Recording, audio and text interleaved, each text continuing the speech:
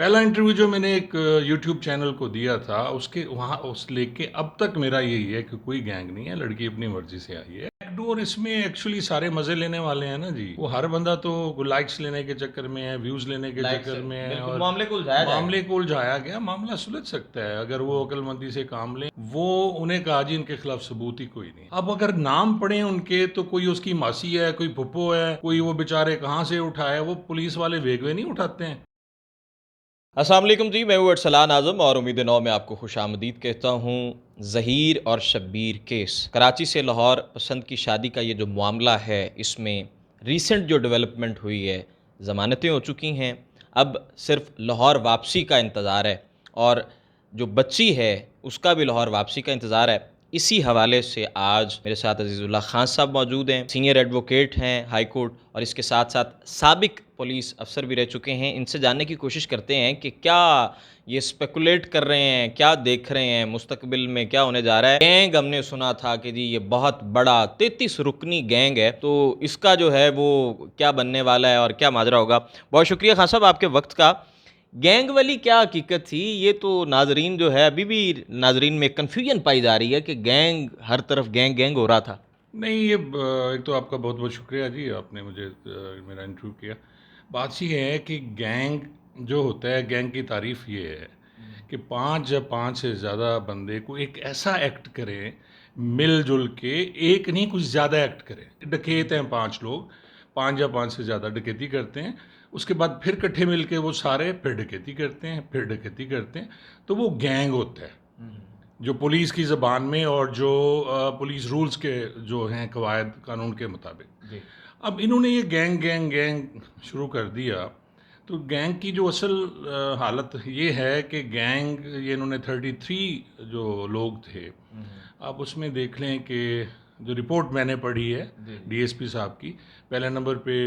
جو ہے وہ گواہ ہے، پھر وہ بیچارہ نکاح خواں ہے، پھر مین ملزم ظہیر اور شبیر، جن کو ظہیرہ شبیرہ پتہ نہیں کیا کچھ وہ بناتے ہوئے لوگ کہا جاتا رہا کہ جی عمر قید ہو گئے، پھانسی ہو گئے، فلاں ہو گئے، پھر ان کی ماں، اس کا باپ، اور پھر اس کے بعد ایک وکیل صاحب جن کا نام خرم آئی تھنک تھا، ان کی ولدیت رائے خرم، انہوں نے کہا جی اس کا پتہ ہی نہیں ہے کدھر ہے، اور ان کی ماں کو بھی پی او ڈکلیئر، یعنی پروکلیمڈ افینڈرز ہیں جی، اشتہاری ہو گئے۔ 4 لوگ پکڑے گئے، باقی اشتہاری ہو گئے 4، اور جو بقایا 33 لوگوں کا جو گینگ بنایا، وہ ان میں سے جو میرے خیال بچ جاتے ہیں کہ 24-25، وہ انہیں کہا جی ان کے خلاف ثبوت ہی کوئی نہیں ہے۔ اب اگر نام پڑھیں ان کے تو کوئی اس کی ماسی ہے، کوئی پھپھو ہے، کوئی وہ بیچارے کہاں سے اٹھائے، وہ پولیس والے ویگوے نہیں اٹھاتے ہیں جی کہ بندہ اٹھا چک لاؤ، وہ نامعلوم یعنی جو بندہ اصل نہیں ملتا تو اس کا ماما لے جاؤ، چاچا لے جاؤ، بھائی، وہ سارا گھیر گھار کے یہ، کیونکہ پریشر بہت زیادہ تھا پولیٹیکل اور سوشل میڈیا، اور جیسے آپ کو پتہ ہے، تو انہوں نے کہا جی اٹھا کے لے جائیں اور وہ گینگ بنا دیں۔ میرے خیال میں گینگ کوئی نہیں ہے، وہ لڑکی آئی تھی، اور پہلے دن سے میری بات ہے، پہلا انٹرویو جو میں نے ایک یوٹیوب چینل کو دیا تھا اس کے وہاں اس لے کے اب تک میرا یہی ہے کہ کوئی گینگ نہیں ہے، لڑکی اپنی مرضی سے آئی ہے۔ اب وہ ہو گیا، بہت شہرت پا گیا یہ کیس، جو پری کیس ہے، اور اب تو نام لینے پہ بھی پابندی ہوگی جی۔ نام لینے پر بھی پابندی ہو چکی ہے۔ کیا لگتا ہے جن پر الزامات لگائے گئے، جن کے تشخص کو نقصان پہنچایا گیا، وہ ان کی توقیر ابھی سلامت رہے گی؟ کیسے یہ چیزیں لوٹ کے آئیں گی؟ دیکھیں یار، ہوتا ہی ہے پاکستان میں، یہاں رواج ہی نہیں ہے کہ آپ اگر آپ کو کچھ خراب کرتا ہے، آپ پہ کیس کرتا ہے، تو آپ سو کریں، ان کے خلاف کورٹ میں جائیں۔ جیسے کہا جاتا ہے کہ جی وہ آپ نے ان کے خلاف دعویٰ کیا کہ جی میری ساری عزت گئی اور مجھے اس کا پیسہ دیا جائے، تو یہاں نہیں ہے، پوری دنیا میں ہوتا ہے کہ اگر آپ کسی کو تنگ کرتے ہیں تو آپ اس کے خلاف سو کرتے ہیں۔ تو ان کو ان کے خلاف کرنے چاہیے کہ جنہوں نے خام خواہ ان کی عزت شہرت سب برباد کر دی، پتہ نہیں کیا سے کیا بنا دیا گیا اس لڑکے کو۔ اور میں تو داد دوں گا ان دونوں لڑکے اور لڑکی کو، آپ یقین جانیں، اس سے ہٹ کے کہ جی ان کا ایکٹ غیر اخلاقی، اس لحاظ سے میں کہتا ہوں، معاشرتی لحاظ سے آپ انہیں غلط کہہ سکتے ہیں، لیکن لیگلی ان کا جو ایکٹ اور پھر اس لڑکی کا ثابت قدم ہونا آج تک، اور اب میں کبھی کبھی میری نظر سے وہ گزرتی ہے، اس کے بعد ڈکلیئر کیا جا رہا ہے، پری میچور، اور اس کو شیلٹر ادھر رکھ کے، پورا پریشر ہے سیاسی طور پہ، حکومت سندھ گورنمنٹ کی ہے، اور وہ جو خاتون ہے منسٹر شیلا رضا صاحب، شیلا رضا صاحبہ، ان کا پورا وہ کوشش کر رہی ہیں، لڑکی قابو نہیں آ رہی ان کی۔ ان شارٹ آپ کا بھی کہنے کا مطلب یہی ہے کہ دونوں اس صدی کے کامیاب ہیر رانجھا ثابت ہوئے ہیں۔ ہاں جی، یہ تاریخ ثابت میں کر اگر رہے ہیں۔ ہیر رانجھا کا نام لیا جائے گا تو تو سوشل میڈیا کی دنیا میں یہ بھی سوشل میڈیا کے ہیر رانجھا ہیں۔ ہیر رانجھا لگیں گے۔ خان صاحب کیا لگ رہا ہے کہ اب واپسی کب تک ممکن ہے، اور اس کے جو پروسیجرز اور پروٹوکول؟ وہ آزاد ہیں، وہ آ سکتے ہیں، سوائے یہ کہ وہ اس لیے ادھر ہے میرے خیال میں کہ وہ لڑکی جو ہے وہ شیلٹر اس میں ہے، اور وہ تو کہہ رہی ہے مجھے بھیج دیں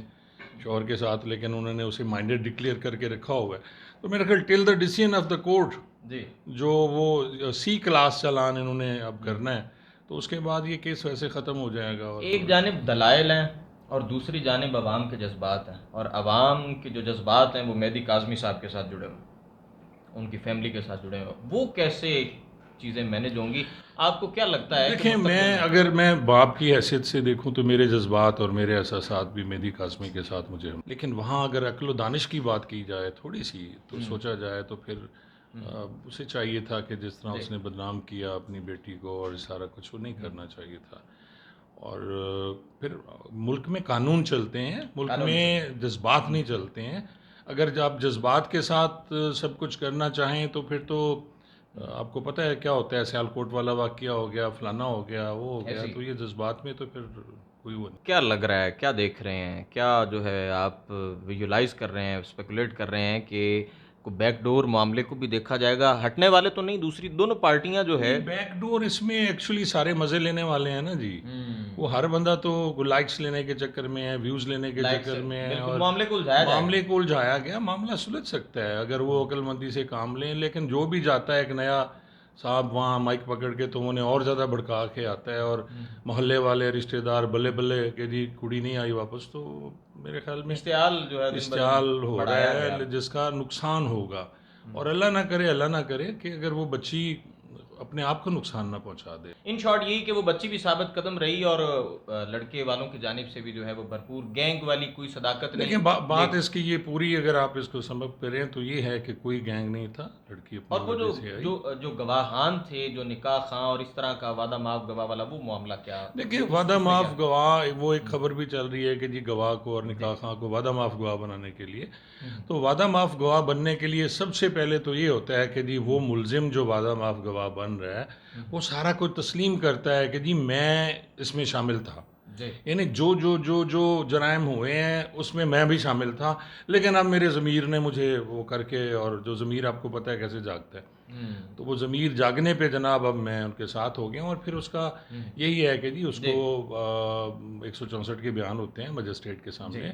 پھر وہ کہتا ہے اور پھر اس پہ وہ قائم رہتا ہے، لیکن مکرنا چاہے تو وہ بھی مکر سکتا ہے، وہ کوئی ایشو نہیں ہے۔ بہت شکریہ جی، عزیز اللہ خان صاحب ہمارے ساتھ موجود تھے، اور انہوں نے بڑے اچھے انداز میں اور بات میں رجسٹرڈ چہرہ ہیں، اور ہمیشہ سے دلائل سے انہوں نے بات کی، اور بات بھی حقیقت ہے کہ جو قانون ہے وہ جذبات جو ہے کبھی بھی جذبات قانون پر حاوی نہیں ہو سکتے۔ مزید جو اس کا کیا آگے یہ کس جانب جائے گا معاملہ، آپ کو اپ ڈیٹ کرتے رہیں گے۔ اپنے میزبان ارسلان اعظم کو اجازت دیجیے، اللہ نگہبان۔